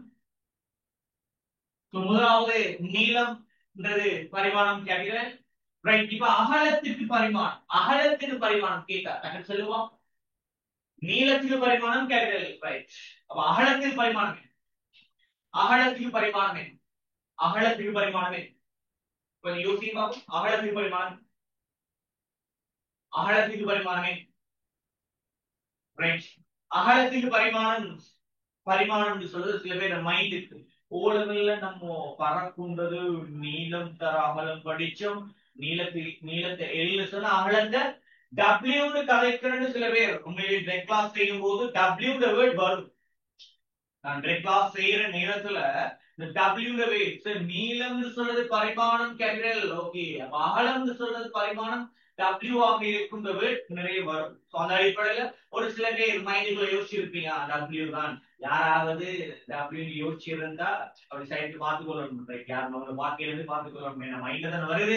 Right, okay. ஆகவே சில பேர் டபிள்யூ நினைப்பீங்க, உண்மையே டபிள்யூ சரியா பாருங்களேன். நீளம் சொல்றது பரப்புன்றது என்ன? ரைட், பரப்புன்றதை நீங்க சொல்லுவீங்க எப்படி சொன்னால், பரப்புன்றதை நீங்க எப்படி சொல்லுவீங்க, நீளம் தர இது நீளம் சொல்லுவீங்க. ரைட், இத நீளம் சொல்லுவீங்க, இது அகலம் சொல்லுவீங்க. ரைட், இது அகலம் சொல்லுவீங்க. இதுதான் நீளம்ன்றது எதை வச்சு டிசைட் பண்றீங்க? இதுதான் நீளம் எதை வச்சு டிசைட் பண்றீங்க? இவர் அளவை விட இவர் அளவு பெரிதாக இருக்கிறபடியால் அவர் நீளம் சொல்லுங்க. பெரிதாக இருக்கிறபடியால நீளம் சொல்றீங்க. ஆனா இவர் அளக்கிறது ரூலரால தான், அப்படின்னா மீட்டர் போடாதான். இவர் அளக்கிறதும் அகலத்து சொல்றதும் அவர் அளக்கிறதும் மீட்டர் போடாதான். நீங்க தான் நீளம் அகலம் வேற பிரிச்சு வச்சிருக்கீங்க. ஆனா உண்மையிலேயே ரெண்டையுமே அளக்கிறது மீட்டர் கோல் ரூலரால, உங்களுக்கு தெரிஞ்ச ரூலரால. ஆனா இது பிறகு நம்ம என்ன செய்வோம், அதை மீட்டர் கோல்னு சொல்லி கதைச்சிடுவோம். அதனால மீட்டர் கோல் சொல்லி கதைச்சிடுவோம். ஆகவே நாங்க பரப்புன்றத நீளம்ன்ற அடிப்படை பகுதிகளையும் அதுவும் ஏதான், அகலம் சென்றாலும் அதையும் ரூலராக அழைக்கப்படும். அதுவும் உண்மையிலே ஒரு வகையில் நீளம் தான். எனவே அவருக்குரிய பரிமாணமும் ஏதான். ரைட், அவருக்குரிய பரிமாணமும் ஏதான். ஆகவே பரப்புக்குரிய பரிமாணம் ஏழு வர்க்கம். ஆகவே பரப்புக்குரிய பரிமாணம் சொல்றது ஏழு வர்க்கம். இப்ப நாங்க தொடர்ச்சியாக அடுத்த அடிப்படை பகுதியை கணிகளை கொண்டு போகும். அடுத்த பகுதியை கணிகளை கொண்டு போகும். அடுத்த பகுதியை கணிகள் என்னன்னு பார்த்தீங்கன்னா ஐந்தாவது கணிகையும் மின்னோட்டம்ன்றது அடுத்த அடிப்படை பகுதியை கணி. இவருக்குள்ள அழகு என்னன்னு பாத்தீங்கன்னா, மின்னோட்டம்ன்றது ஆம்பியர் கண்டுபிடிச்சது. எனவே அவருக்கும் சர்வதேச அலன்றது கேபிட்டல் லெட்டர் தான் கொடுக்கும். ரைட், ஆகவே கேபிட்டல் E. அவருக்குரிய பரிமாணம் சில பேர் டக்குன்னு உண்மையிலேயே இது படிச்சுட்டு வரும்போது பரிமாணம் டக்குன்னு மாணவர் சொல்லிடுவான். பரிமாணம் என்ன வரைக்கும் யோசிச்சு பாருங்க. என்ன வரைக்கும்? மின்னோட்டம் தான் வீசமனையா சமன்பாட்டின் மூலம் தான் மின்னோட்டம் படிப்பி. எனவே மின்னோட்டத்துடைய பரிமாணம் என்னன்னு கேட்டா டக்குன்னு ஐயே சொல்லுவாங்க. உண்மையிலேயே மின்னோட்டத்துடைய பரிமாணம் கேபிட்டல். ரைட், அதே நேரம் பதார்த்தத்தின் ஆறாவது பாத்தீங்கன்னா பதார்த்தத்தின் அளவு. ரைட், ஆறாவது பாத்தீங்கன்னா பதார்த்தத்தின் அளவு. ரைட், ஆறாவது பாத்தீங்கன்னா பதார்த்தத்தின் அளவு. ரைட், பதார்த்தத்தின் அளவு. ரைட், பதார்த்தத்தின் அளவு. பதார்த்தத்தின் அளவு சொல்றது மூல். ரைட், அவருக்குரிய பரிமாணம் என்று பார்த்தீங்கன்னா கேபிட்டல் N. அவருக்குரிய பரிமாணம் என்னன்னு பார்த்தீங்கன்னா கேபிட்டல் N. ரைட், நீ ஓடவில்லை மூலுக்கு சிம்பிள் N சமன் திணிவின் கீழ் மூலர் திணிவு அப்படி காய்ச்சிருப்பீங்க. Simple M into capital M மூலர் திணிவு அப்படி காய்ச்சிருப்பீங்க. N வந்து மூலுக்கு கதைப்பீங்க. ஆனா அங்க சிம்பிள் N கதைப்பீங்க, இங்க கேபிட்டல் N கதைப்பீங்க. அங்க சிம்பிள் N கதைப்பீங்க, கேபிட்டல் N கதைப்பீங்க. மூலுக்குரிய பரிமாணம். அடுத்தது பாத்தீங்கன்னு சொன்னால் ஒளிர்வு செறிவு. right? ஒளிர்வு செறிவு, right? ஒளிர்வு செறிவு. இது சொல்லும் கேண்டலா, right? கண்டலா. சோ ஒளிர்வு செறிவுன்ற ஒரு பௌதிக கணியம் இருக்கு பிள்ளைகள், அடிப்படை பௌதிக கணியம். இது உங்களோட A level சிலபஸ்ல எங்கேயுமே வராது. படிக்கும் போது இந்த அடிப்படை பௌதிக கணியம் ஒரு இடத்துல மட்டும் இப்படி ஒரு ஆள் இருக்கிறது கழிச்சிட்டு போகுமே ஒளிய, வேற எங்கேயும் இதை பத்தி கதைக்க மாட்டோம், ரைட்? அப்போ இவருக்குரிய சிடி சொல்லுவோம், அலகு, சர்வதேச அலகு, பெண்டலா சிடி, ரைட்? சோ இவருக்குரிய பரிமாணம் கேபிட்டல் ஜே குறுக்கே. சில பேர் அதுக்கு பரிமாணம் இல்லைன்னு சொல்லுவாங்க, அது கேபிட்டல் ஜே பரிமாணம் கொடுக்கலாம், அதுக்கு கேபிட்டல் ஜே பரிமாணம் கொடுக்கலாம். சில இடங்களில் நீங்க படிச்சிருப்பீங்க, படிச்ச நேரம் நீங்க அதுக்கு பரிமாணம் இல்லைன்னு கேள்விப்பட்டிருக்கலாம், ஆனா கேபிட்டல் ஜே கொடுக்கப்படும், ரைட்? ஓகே, ஏழாவது, ரைட்? அடுத்தது சோ இது 7 தான் பிள்ளைகள் அடிப்படை பௌதிக, இது 7 தான் அடிப்படை பௌதிக. சோ அடுத்தது இன்னும் 2 கணியங்கள் இருக்குது, மிகை நிரப்பு கணியங்கள், ரைட்? மிகை நிரப்பு கணியங்கள் 2 இருக்கு. சோ அது மிக முக்கியமான ஆட்கள், நீங்க A லெவல்ல கேள்விப்படக்கூடிய. ஆனா ரெண்டும் மிக முக்கியமான ஆட்கள் என்று சொல்றதை விட அதுல ஒரு ஆள் முக்கியமான ஆள், மற்றவர் உங்களுக்கு எங்கேயும் பாவிக்க போறது A லெவல் சிலபஸ். ஆனா யூனிவர்சிட்டி போய் போனீங்கன்னு சொன்னால் அதை பத்தி கேள்விப்படுவீங்க, யூனிவர்சிட்டியில் போனீங்கன்னு சொன்னா கண்டிப்பா அதை பத்தி கேள்விப்படுவீங்க, ரைட்? அப்ப 8வது ஆள் என்னன்னு சொல்லி பாத்தீங்கன்னா, ரைட், 8வது ஆள் என்னன்னு சொல்லி பாத்தீங்கன்னா மிகை நிரப்பு கணியங்கள்ல, மிகை நிரப்பு கணியத்துல, மிகை நிரப்பு கணியத்துல, ரைட்? மிகை நிரப்பு கணியங்கள்ல, மிகை நிரப்பு கணியங்கள்ல நீங்க கடைக்கு போறதுக்கு 8வது ஆள் தலக்கோணம் ஒரு ஆள், தலக்கோணம், தலக்கோணம் ஒரு ஆளை பாக்குறீங்க, ரைட்? அடுத்தது 9வது ஒரு ஆள் திண்ணக்கோணம், திண்ணக்கோணம் ஒரு ஆளை கதைக்கு போறீங்க, திண்ணக்கோணம். இந்த தலக்கோணம் சொல்றது, தலக்கோணம் சொல்றது, தலக்கோணம் சொல்றது ரேடியன், தலக்கோணம் சொல்றது ரேடியன், ரேடியன் அழைக்கப்படும், தலக்கோணம் ரேடியன் அழைக்கப்படும். இந்த ரேடியன் ஆள் நீ இதுவரை கேள்விப்பட்டதில்லை, ஆனா பாவிச்சிருக்கு. ரேடியன் ஒரு ஆள் நீங்க இதுவரைக்கும் கேள்விப்பட்டது, ஆனா பாவிச்சிருக்கு.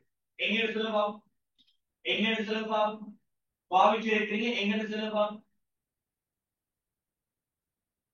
ரேடியன் ஆள் நீங்க கேள்விப்பட்டிருக்க மாட்டீங்க, ஆனா பாவிச்சிருக்கு. எங்க?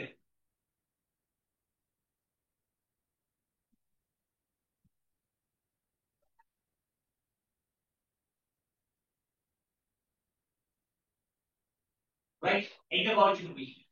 பொதுவா எல்லாருமே பைன்னு சொன்னால், ரைட், பைன்னு சொன்னால், பைன்னு சொன்னால் எல்லாத்துக்குமே தெரியும் என்ன, 22 ரைட், 22 7 சொல்ல தெரியும்.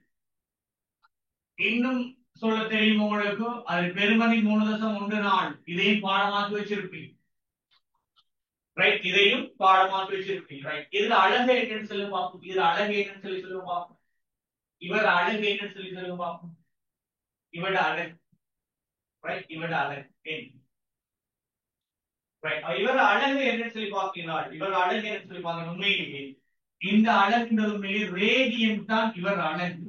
ஆனா நீங்க O லெவல்ல கேள்விப்பட்டிருக்க மாட்டீங்க, தேவைப்படுறது. ஆனா A லெவல்ல இது மிக முக்கியமான ஒரு ஆள், ரைட்? மிக முக்கியமான ஒரு ஆள். இவருக்குரிய அழகு நமக்கு கண்டிப்பா தெரிஞ்சு வச்சிருக்கலாம். ஏன்னா நீங்க O லெவல்ல படிக்கும் போது, O லெவல்ல படிக்கும் போது கோணங்களை நீங்க பாகையில அளந்து வந்திருப்பீங்க, பாகையில அளந்து வந்திருப்பீங்க. ஆனா A லெவல் வரும்போது நிறைய கணிதவியலாளர்களின் நிறைய தத்துவங்கள் பார்க்க போறீங்க. சோ இந்த தத்துவங்கள் அனைத்தும், ரைட், அனைத்து கணிதவியலாளர்களும் என்ன செய்வாங்க சொன்னால், அவங்க அளவிடக்கூடிய கோணங்கள் அளவிடக்கூடிய இடங்கள்ல வந்து பாகையில அழைக்க விரும்ப மாட்டாங்க, ரைட்? பாகையில அழைக்க விரும்ப மாட்டாங்க. அவங்க என்ன செய்வாங்க, ரேடியன்ல தான் அளப்பாங்க. அந்த ரேடியன்ல வார ஒரு ஆள் தான் பை, அதாவது பைன்றது ஒரு ரேடியன், ரைட்?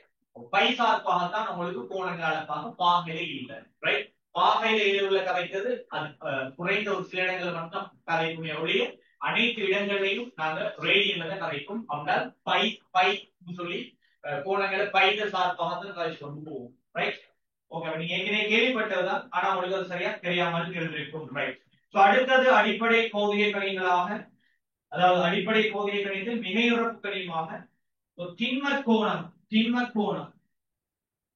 கோணம் star radian right solid radian இந்த திண்ம கோணம் ஸ்டார் ரேடியன் இது ஒரு அழகு இருக்குது சோ இது ரெண்டு அழகை நான் உங்களுக்கு குறிச்சியில இவங்க நீங்க அதை குறிச்சு கொள்ளுங்க ரைட் இப்போ இவர் ரெண்டுக்குள்ள பரிமாணம் என்னன்னு பார்ப்போம் இவர் ரெண்டுக்குள்ள பரிமாணம் ரைட் இவர் ரெண்டுக்குள்ள பரிமாணம் என்னன்னு கேட்டீங்கன்னா தலைக்கோணத்துக்கும் பரிமாணம் இல்ல தலைக்கோணத்துக்கும் பரிமாணம் இல்ல திண்ம கோணத்துக்கும் பரிமாணம் இல்லை அப்ப பரிமாணம் இருக்கிறது உண்மையிலே இந்த அடிப்படை 7 பௌதிக கணிதங்களுக்கு மட்டும்தான் பரிமாணம் இருக்கு அதுல நீங்க நிறைய இடங்களை பாவிக்க போறது இந்த 4 பௌதிக கணிதங்களுக்குரிய பரிமாணத்தை ஞாபகம் வச்சுக்கொண்டாலே யூனிட் 1ல உள்ள அலகு பரிமாண பகுதியை உங்களுக்கு இலகுவா போகிறேன் ரைட் யூனிட் 1ல உள்ள அலகு பரிமாணங்களை இலகுவா உங்களுக்கு கொண்டு போகக்கூடிய மாதிரி இருக்கு தேவையானவர்கள் நோட் பண்ணிக்கொள்ளலாம் நம்ம அடுத்த கேஸ் வரைக்கும் அப்படி புதிதாக கேள்விப்பட்ட தலைக்கோணம் என்ன திண்ம கோணம் என்ன சின்ன ஒரு விளக்கம் ஒரு காரணம் அதை காட்சி போட்டு நம்ம அடுத்த பகுதிக்கு போவோம்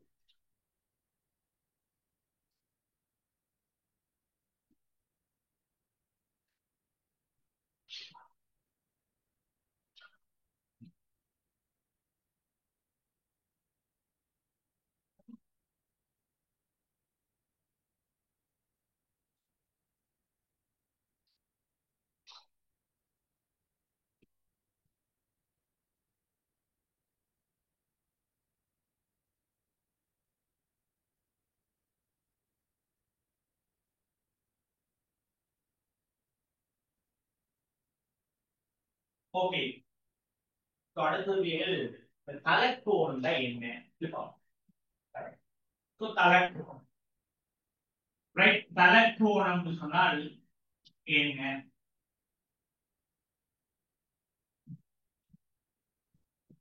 ரைட் தலைக்கோணம் தலைக்கோணம் சொன்னால் என்னென்றால் ஒரு ஆரையுடைய ஒரு வட்டம் ஒன்று வரையும் ரைட் எப்படிப்பட்ட வட்டம் வரையும் எப்படியாப்பட்ட வட்டம் ஒன்று வரையும் ஆரையுடைய வட்டம் ஒன்று வரையும் ரைட் ஆரையுடைய வட்டம் ஒன்று வரைஞ்சிருக்கு ரைட் ஆரையுடைய வட்டம் ஒன்று வரைஞ்சிருக்கிறோம் அந்த ஆரையுடைய வட்டத்துல இந்த மொத்த வில்லின் நீளம் என்னன்னு கேட்டா டக்குன்னு சொல்லுவீங்க சொல்லுவாங்க மொத்த வில்லின் நீளம் அல்லது பரிதியின் நீளம் அல்லது சுற்றளவு அப்படின்னு சொல்லுவீங்க ரைட் அந்த வில்லின் நீளம் அல்லது பரிதியின் நீளம் அல்லது சுற்றளவு அப்படின்னா என்ன ரைட் மொத்த வில்லின் நீளம் சொல்லுது ஒரு 2πr மொத்த வில்லின் நீளம் சொல்லுது 2πr ரைட் 2πr ஆனா நான் என்ன செய்ய போறேன்னு சொன்னால் இதுல ஒரு ஆர் நீள வில் ஒன்று எடுக்கிறேன் ரைட் படத்துல நான் உங்களுக்கு டியூப்ல இப்படி படம்லாம் நீட்டா போட்டு இருக்கிறேன் ஆனா இந்த நீள வில் வந்து எவ்வளவு இருக்குன்னு சொன்னால் மொத்த வில்லின் நீளம் 2πr ஆனா இந்த பகுதியின் நீளம் என்ன இருக்குன்னா ஆர் நீளம் இருக்கு சரி அப்போ ஆர் நீள வில் மையத்துல எதிரமைக்கிற கோணம் ஒரு ரேடியன் ரைட் அப்போ ரேடியன் சொன்னால் என்னன்னு வரையப்படும் தலைக்கோணம் ரைட் தலைக்கோணம் சொல்றது ரேடியன் சொல்லுவோம் தலைக்கோணம் சொல்றது ரேடியன்ல சொல்லுவோம் அந்த ஒரு ரேடியன் சொன்னால் என்னன்றது கரெக்ட் ஆருடைய வட்டம் ஒன்று வரைஞ்சி அந்த ஆருடைய வட்டத்தில் ஆர் நீள வில் மையத்துல எதிரமைக்கிற கோணம் ஒன்று இருக்கும் தானே அந்த கோணம் தான் ஒரு ரேடியன் அந்த கோணம் தான் ஒரு ரேடியன் ரைட் அந்த கோணம் தான் ஒரு ரேடியன் ரைட் அப்ப உண்மையிலேயே இப்ப டக்குன்னு சில பேர் ரேடியனுக்குரிய வரைவிலக்கணம் பாடமாக்கி வைக்கணுமா ஒரு ரேடியனுக்குரிய வரைவிலக்கணம் எங்கேயும் கேட்க போறது இல்லை. ரேடியன்ன்றத நிறைய இடத்துல பாவிக்க போறோம். ஆனா பாவிக்க போறோம். ஆனா பாவிக்கிற ஆள் என்னன்றது நமக்கு தெரியணும். அதுக்கான ஒரு வரைவிலக்கணம் நான் கதைக்கணும் ஒழிய ஒரு ரேடியனுக்குரிய வரைவிலக்கணம் உங்களுக்கு எங்கேயும் தேவைப்படாது. ரைட்? ஒரு ரேடியன் சொன்னால் அதுக்குரிய வரைவிலக்கணம் எங்கேயும் தேவைப்படாது. ரைட்? இப்ப அடுத்த கதைக்கும் இதுல சில சில முக்கியமான விஷயங்களை கதைச்சு விடுவோம். இந்த தலக்கோணத்தோட சில முக்கியமான விஷயங்களை கதைப்போம். இப்ப என்ன சொல்லும் ஆறு வட்டத்தில் ஆர் நீளவில் மையத்தில் எதிர்வைக்கிற கோணம் ஒரு ரேடியன். ஆறு வட்டத்தில் ஆர் நீளவில் மையத்தில் எதிர்வைக்கிற கோணம் ஒரு ரேடியன். இப்ப நான் கதை போறேன் ஒரு முழு வட்டம் மையத்தில் எதிர்வைக்கிற கோணத்தை கதை போறேன். ஒரு முழு வட்டம் மையத்துல எதிர்வைக்கிற கோணத்தை கதை போறேன். ஒரு முழுவட்டம் மையத்துல எதிர்மைக்கிற கோணத்தை பாத்தீங்கன்னு சொன்னாள். ஒரு முழுவட்டம் மையத்துல எதிர்மைக்கிற கோணத்தை பாத்தீங்கன்னு சொன்னாள். எனக்கு அதை கேளும் ஆறு வட்டம் ஒன்று வரைஞ்சிருக்கு. ஆர் நீளவில் மையத்துல எதிர்மைக்கிற கோணம் ஒரு ரேடியன். ரைட்? அப்ப ஆறு வட்டம் வரைஞ்சிட்டு இந்த மாதிரி. ரைட்? இது ஒரு ஆர் நீளவில் எடுத்துட்டேன். ரைட்? முதலாவது ஆர் நீளவில். ரைட்? அடுத்த ஆர் நீளவில். ஓகே, அடுத்த ஆர் நீளவில். இந்த மாதிரி ஆர் நீளவில் நாலாவது ஆர் நீளவில் எடுக்கிறேன். சோ ஐந்தாவது ஆர் நீளவில். ஆறாவது ஆர் நீளவில் எடுக்கிறேன். ரைட்? ஆர் நீளவில் எடுத்துக்கிறேன். ரைட்? இவ்வாறு நான் ஒரு முழு வட்டத்துல எத்தனை ஆர் நீளவில் எடுக்கிறேன் அழைப்போம். ரைட்? ஆறாறு வட்டத்தில் ஆர் நீளவில் எத்தனை எடுக்கிறேன் அழைப்போம். சரி, முழு வட்டத்தின் நீளம். ரைட்? முழு வட்டத்தின் நீளம் என்னன்னு பாத்தீங்கன்னா 2πr. முழு வட்டத்தின் நீளம் என்னன்னு பாத்தீங்கன்னா 2πr. அப்போ முழு வட்ட வெளியின் நீளம் 2πr. ஆர் நீளமாக எத்தனை எடுக்கிறேன்? ஆர் நீளமாக உங்களுக்கு எத்தனை எடுக்கிறேன் சொல்லி பார்த்தீங்கன்னா இவரை நம்ம என்ன செய்யலாம்னா ஆர் எத்தனை எடுக்கிறேன் சொல்லி பார்த்தீங்கன்னா இவர் அப்படியே ஆறுல பிரிக்கலாம். ஆறுல பிரிச்சீங்கன்னா உங்களுக்கு வரும் 2π ரேடியன் வரும். எனவே ஒரு முழு வட்டம் 2π ரேடியனை மையத்தில் எதிர்மை. எனவே 2π சொல்லுது. ரைட்? 2π சொல்லுது. உங்களுக்கு தெரியும் பைட பெருமதி 3.14. ரைட்? பையின் பெருமதி 3.14. எனவே 2π சொல்லும்போது 2 தர 3.14. 2 தர 3.14 என்ன வரும்? 6.28 ரேடி. 6.28 ரேடி அப்படின்னு சொன்னாங்க. ஒரு முழு வட்டம் மையத்தில் எதிர்மைக்கிற கோணம். முழு வட்டம் மையத்தில் எதிர்மைக்கிற கோணம் 6.28 ரேடியன் அப்படின்னு சொன்னால் ஒரு முழு வட்டத்தை எனக்கு இப்படி ஆர் நீளவில்லாம பிரிச்சேன்னு சொன்னால் எனக்கு ஆறு முழுமையான ரேடியன். அப்ப 6 முழுமையான வில் நீளம் வரும். அப்ப 6 முழுமையான வில் நீளம் வரும். அப்ப இந்த கோணம் ஒரு ரேடியன். ரைட்? அப்ப இந்த கோணம் ஒரு ரேடியன். ரைட்? ஒரு ரேடியன். அப்ப இந்த எல்லா கோணங்களும் ஒரு ரேடியனாக இருக்கு. ரைட்? ஒரு ரேடியனாக இருக்கு. ஆனா இந்த சின்ன பகுதி ஒன்று இருக்கு. சின்ன பகுதி. ரைட்? அப்ப 6 முழு வில் நீளம் வர 6 நீள வில் வர பேலன்ஸ் ஒரு சைட் 0.28 ரேடியன் வந்து பேலன்ஸ் இருக்கு. அப்படி சொன்னால் இந்த கோணத்தை நீங்க எடுத்தீங்கன்னால் 0.28 ரேடியனாக இருக்கு. ரைட்? ரேடியனாக இருக்கு. ரைட்? அப்ப நீ உங்களுக்கு தரப்பட்டிருக்கிற இடத்துல ஒரு நோட் ஒன்று தந்திருக்கிறேன். உங்களுக்கு ஆறு வட்டத்தில் ஆர் நிலவில் மையத்தில் எதிர்மைக்கும் கோணங்களின் எண்ணிக்கை 2πr into r.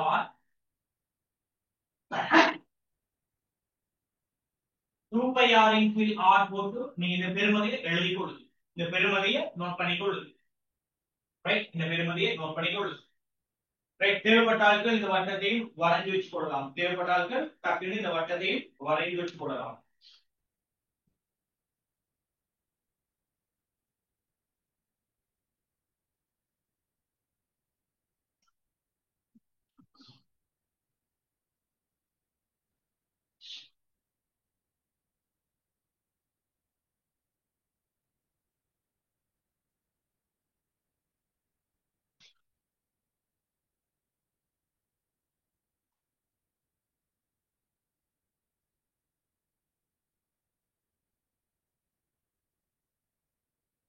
ரைட், எழுதினாட்கள் எழுதினால் மென்ஷன் பண்ணுங்க.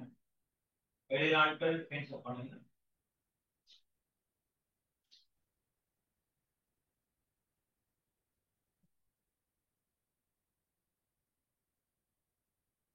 Right, very. நான் உண்மையிலே உங்களோட ஆன்லைன் கிளாஸ்ன்றது மிக நீட்டாக கொண்டு போவேன். நீ யோசிப்பீர்கள். ஸோ நான் வந்து டெட் கிளாஸ் செய்யக்கூடிய ஒரு ஆள்.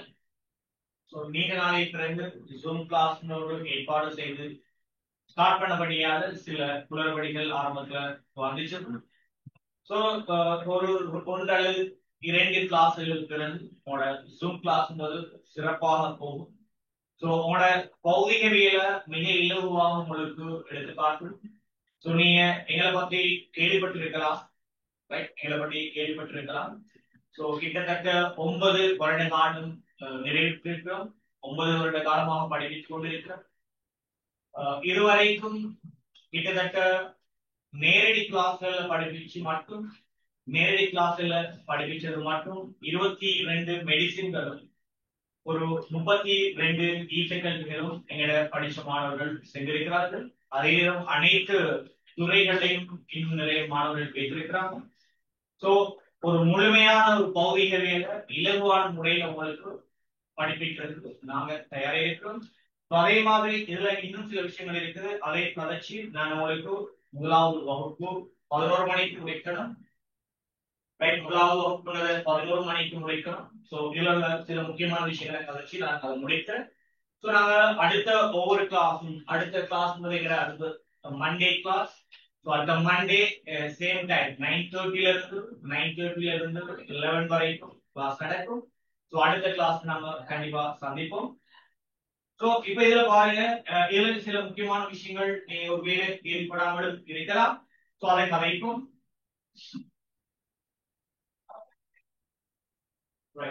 ஒரு முழு வட்ட வேல் ஒரு முழு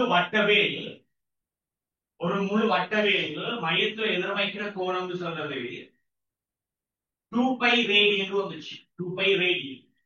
ரைட், ஒரு முழு வட்ட வேல் மையத்துல எதிர்மைக்கிற கோணம் 2π ரேடியன். இப்ப எடுத்தோம் 2π ரேடியன். அப்படின்னா உண்மையிலேயே 2π ரேடியன் சொல்றது 2π ரேடியன் சொல்றது 2π ரேடியன் சொல்றது ரேடியன் சைக்கிள் போடுற ரேடியன் சொல்றது 360 பாகை. 360 பாகை அப்படின்னு சொன்னால் பை ரேடியன். அடுத்தடுத்தெல்லாம் பை போடையில ரேடியன் போடையில பை ரேடியன் சொல்றது பை ரேடியன் சொல்றது 180 பாகை. அப்ப இங்கால 2ஆல பிரிச்சோம்னா π/2 சொல்றது π/2 ரேடியன் சொல்றது 90 பாகைக்கு சமம். சோ அடுத்தது இவரை 2ஆல பிரிச்சேன்னு சொன்னால் அல்லது இவரை 3ஆல பிரிச்சேன்னா π/3. இவரை 3ஆல பிரிச்சேன்னு சொன்னா π/3.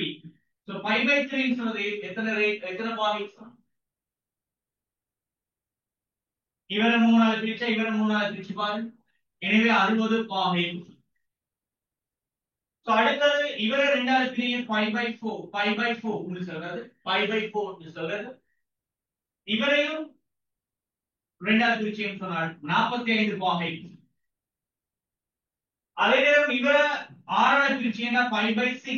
இவரை 6ஆல பிரிச்சா π/6. இவரை 6ஆல பிரிச்சீங்கன்னா π/6. அப்ப இவரால பிரிச்சா 30 பாகை. எனவே உன பௌதிகவியல்ல கோணங்கள் சொல்லும் போது 2π கோணம்னு சொல்லுவாங்க. 2π கோணம் உனக்கு விளங்கணும். அது 360 பாகை. சோ இதுகள் கண்டிப்பாக உங்களுக்கு தெரிஞ்சிருக்கணும். இது கண்டிப்பா தெரிஞ்சிருக்கணும். இது நீங்க பாவிக்கணும். அதே நேரம் பயிர் 180 5/2 90 நமக்கு தெரிஞ்சிருக்கு. ஏன்னா நிறைய பாடங்கள்ல பகுதிகள்ல வரக்கூடிய நிறைய இடங்கள்ல கோணங்கள் என்ன செய்ய மாட்டாங்க, பாகையில தர மாட்டாங்க. இந்த மாதிரி ரேடியன் அப்படின்னா உதாரணத்துக்கு எங்களுக்கு ஞாபகம் இருக்கணும், ரைட்? உதாரணத்துக்கு எங்களுக்கு ஞாபகம் இருக்கணும், sin pi by 4 சொல்லி தருவாங்க. sin pi/4 சொல்லி தருவாங்க. இப்ப sin pi/4 சொல்றது நமக்கு விளையாடும் sin pi/4 சொல்றது sin 45 பாகைன்றது விளையாடும். sin 45 பாகைக்கு என்ன பெருமதின்னு கேட்டா அடுத்தது sin 45 என்ன பெருமதி? ஓ லெவல்ல உங்களுக்கு ஒரு சார்ட் ஒன்று இருப்பாங்க. திருவோண கணிதத்துல ஒரு சார்ட் ஒன்று தந்திருப்பாங்க. அந்த சார்ட்ல உங்களுக்கு சொல்லியிருப்பாங்க ரைட்? அந்த சார்ட்ல உங்களுக்கு சொல்லியிருப்பாங்க sin 30க்கு என்ன, sin 60க்கு என்ன, sin 45க்கு என்ன, sin 90க்கு என்ன இப்படிலாம் சொல்லியிருப்பாங்க. sin = 30 45 60 90 tan 30 45 60 90 சொல்லியிருப்பாங்க. அப்ப சார்ட் டைம் உங்களுக்கு ஓலவெள தந்து போட்டு ஓலவெள ஆசிரியர்கள் உங்களுக்கு ஒரு விஷயத்தை சொல்லியிருப்பாங்க, ரைட்? இது ஏ லெவல்ல ஓலவெள தேவையில்லை, பாடமாக்க தேவையில்லை ஒரு விஷயம் சொல்லியிருப்பாங்க. ஆனா மாறாக ஏ லெவலுக்கு வந்தால் அது கண்டிப்பா கேள்வி, ரைட்? சோ கண்டிப்பாக கேள்வி. பேசிக் மேத்ஸ்ல ஒரு பகுதி கண்டிப்பா கேள்வி, ரைட்? அப்ப ஏ லெவலுக்கு வரும்போது sin என்ன கோணம் தெரிஞ்சாலும் டக்குனு என்ன செய்யணும், அதுக்குரிய பெருமதியை பாடமாக்கி சொல்ல தெரியணும். ஏன்னா அடுத்த 2வது யூனிட் கதைக்கும் போது, ரைட்? அடுத்த பாடங்கள் கதைக்கும் போது கண்டிப்பாக எங்களுக்கு தேவைப்படும், ரைட்? கண்டிப்பாக எங்களுக்கு தேவைப்படும், ரைட்? அவைலபிள் நான் உங்களுக்கு எத்தனை யூனிட் இருக்கிறது, ரைட்? எத்தனை யூனிட் இருக்கிறது, எப்படி கேள்விகள் வரும்ன்றத நான் உங்களுக்கு கதைக்கையில் ஆனா அவரோட டியூட்ல ஃபர்ஸ்ட் பேஜ்ல போட்டிருக்கு. சோ அதனால நான் கதைக்கையில நீங்க அதை பார்த்து கொள்ளையிலும் உண்மையிலேயே சிலபஸ் என்ன மாதிரி இருக்குது, அந்த பாடவேளைகள் சொல்லி போட்டு சில பாடவேளைகள் இருக்குது. சோ அதை நான் பெருசா கதைக்க வேண்டிய அவசியம் இல்லை. இந்த வழியாக நான் சில பாடம் ஆரம்பிக்க கொண்டு வைத்துக் கொண்டிருக்கிறேன். எனவே நீங்கள் கண்டிப்பாக 2வது யூனிட்டுக்கு சைன் பெருமதிகள் கண்டிப்பா தெரிஞ்சிருக்கணும். அந்த பெருமதிகள் எங்களுக்கு தெரிஞ்சாதான் எங்களுக்கு அந்த பாடங்களை கொண்டு போயிடும். சோ கண்டிப்பா அந்த பகுதி நம்ம வேலையை கதைப்போம். பேசிக் மேத்ஸ் ஒரு பகுதியில வேலையை அதை கதைப்போம், ரைட்? அப்ப இந்த பெருமதி உங்களுக்கு என்னன்றது சொன்னீங்கன்னா 1/√2 ஞாபகம் இருக்கும்னு நினைக்கிறேன். 1/√2 ஞாபகம் இருக்குன்னு நினைக்கிறேன், ரைட்? இப்படி இந்த மாதிரி உங்களுக்கு கேட்பாங்க, ரைட்? இது மாதிரி உங்களுக்கு கேட்பாங்க.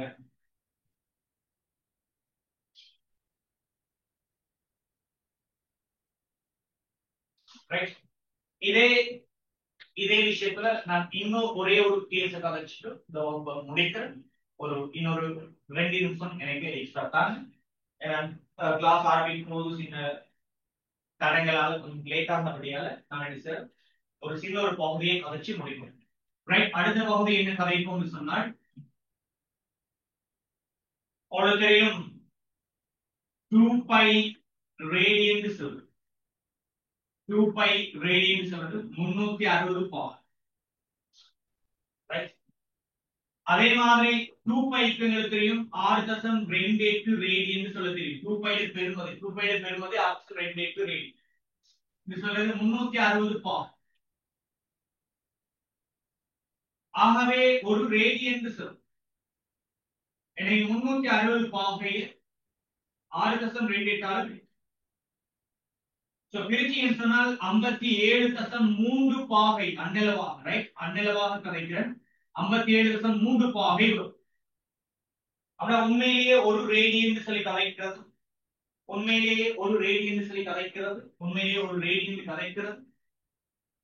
ரைட்?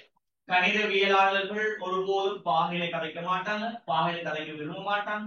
சோ ரேடியன்ல தான் கதைப்பாங்க. சோ ஒரு ரேடியன் சொல்றது உண்மையிலேயே 57.3 பாகை கிட்ட, 57.3 பாகை கிட்ட, ரைட்? 57.3 பாகை. அதே 57.3 பாகை சில பேர் டக்குனு 57.3 பாகைங்கிறது சில பேர் தவறுதலாக புரிஞ்சுக்கொள்ளும், ரைட்? தவறுதலாக புரிஞ்சுக்கொள்வது 57.3 பாகை, ரைட்? 57.3 பாகைய 57.3 பாகைய சில பேர் யோசிக்கிறது கலைந்த ஒரு கேஸ் இருக்கே, கலைந்த ஒரு கேஸ் 57 டக்குன்னு டக்குன்னு யோசிச்சு பாருங்க. 57.3 பாகைன்றது எப்படி சொல்லுங்க பாப்போம். 57.3 பாகை, ரைட்? 57.3 பாகை சில பேர் யோசிப்பாங்க அப்படின்னு சொன்னால் 57 பாகை 3 கலை, 57 பாகை 3 கலை இப்படின்னு சில பேர் யோசிப்பாங்க. 57 பாகை 3 கலை சில பேர் யோசிப்பாங்க. உண்மையிலேயே அப்படியா? அது பிழை, ரைட்? அது பிழை, ரைட்? அதை எப்படி கலைக்கணும்னு சொன்னால், ரைட், அதை எப்படி கலைக்கணும்னு சொன்னால் உண்மையிலேயே ஒரு பாகைன்றது 60 கலை. அப்ப தசம் ஒரு பாகைன்னு சொல்றது பேரு, தசம் ஒரு பாகைன்னு சொல்றது, ஒரு பாகைன்னு சொல்றது 60 கலை, தசம் ஒரு பாகைன்னு சொல்றது, தசம் ஒரு பாகைன்னு சொல்றது இதை 10ஆல பிரித்தா தசம் ஒரு பாகை. எனவே தசம் ஒரு பாகைன்றது 6 கலை. அப்ப அதையும் 10ஆல பிரிக்கணும், அதையும் 10ஆல பிரிக்கணும். ஒருவேளை தசம் 2 பாகைன்னு சொல்றது 12 கலை, ஒருவேளை தசம் 3 பாகைன்னு சொல்றது 18 கலை. உங்களுக்கு பிறகு உள்ள பாடங்கள்ல தசம் ஒரு பாகைன்றது என்னது தெரிஞ்சிருக்கணும். அது உண்மையை 6 கலை, அது ஒரு கலை அல்ல. தசம் ஒரு பாகைன்றது ஒரு கலை அல்ல, அது தசம் 6 சொல்லி 6 கலை. தசம் ஒரு பாகைன்றது ஒரு கலை அல்ல, 6 கலை. சரி, ஒரு பாகைன்றது 60 கலை தானே. ஒரு பாகைன்றது 60 கலைன்னு சொன்னால் இதை 10ஆல பிரிச்சாதானே தசம் ஒரு பாகை வரும். அப்ப இதையும் 10ஆல பிரிக்கணும். அப்ப 6 கலை, ரைட்? அப்ப 6 கலை. அப்ப தசம் ஒரு பாகை 6 கலைன்னு சொன்னால் தசம் 2 பாகைன்றது 12 கலை, தசம் 3 பாகைன்றது 18 கலை, தசம் 3 பாகைன்றது 18 கலை, ரைட்? சோ இதை அப்படியே நோட் பண்ணி வைத்துக் கொள்ளுங்க. அடுத்த பகுதியை பிள்ளைகள், ரைட், அடுத்த பகுதியை நாங்க கமிங் மண்டே கிளாஸ்ல சரியாக 9:30 ஸ்டார்ட் பண்ணி 11க்கு முடிக்கிற இந்த வகுப்பு அடுத்த வகுப்புல இருந்து சரியாக போகும். சோ உங்களோட நண்பர்கள் இருப்பாங்க, சோ அவங்களுக்கு கண்டிப்பா எச்சுவைக்கும். சோ இந்த வகுப்பு நடக்கின்றது. கண்டிப்பாக நீங்க ஒரு குறிப்பிட்ட கிளாஸ் வந்து பாத்தீங்கன்னு சொன்னாலே உங்களுக்கு விளங்கும் இந்த பாடம் எப்படி போகும்னு சொல்லி. இந்த சப்ஜெக்ட் எப்படி போகும்ன்ற ஒரு நம்பிக்கை உங்களுக்கு வரும். முதல் ஒரு வகுப்பு வச்சு நீங்க தீர்மானிச்சு கொள்ள முடியாது. கண்டிப்பாக அடுத்த ஒரு 2 அல்லது 3 வகுப்புல உங்களுக்கு தீர்மானிச்சு கொள்ளக்கூடிய மாதிரி இருக்கும். சோ இந்த ஆசிரியர் மேல உங்களுக்கு நம்பிக்கை இருந்தா நீங்க அடுத்த உங்களோட ஃப்ரெண்ட்ஸ்களுக்கும் கண்டிப்பா எத்தி வச்சு அவங்களையும் இந்த கிளாஸ்ல நீங்க பயன்பெற மாதிரி A-level 27 எக்ஸாமுக்கு நீங்களும் எந்த அளவுக்கு பயன்படுறீங்களோ அதே அடிப்படையில உங்களோட நண்பர்களுக்கும் அனுப்பி வச்சு. சோ இது உண்மையிலே போட்டி பயிற்சி தான் இருந்தாலும் நீங்க அடுத்தவங்களுக்கு செய்யற ஒரு நற்செய்திகள் நட்பண்புகள் அது உங்களோட ஃபைனல் எக்ஸாமுக்கு மிக பிரயோஜனமாக இருக்கும். சோ அந்த அடிப்படையில எல்லாருக்கும் எடுத்து வச்சு கொடுங்க. சோ இதோட நான் இந்த கிளாஸ் முடிச்சு போறேன். சோ அடுத்த மண்டே கிளாஸ்ல சந்திப்போம். இத்தனைக்கும் அஸ்ஸலாமு அலைக்கும் and good night.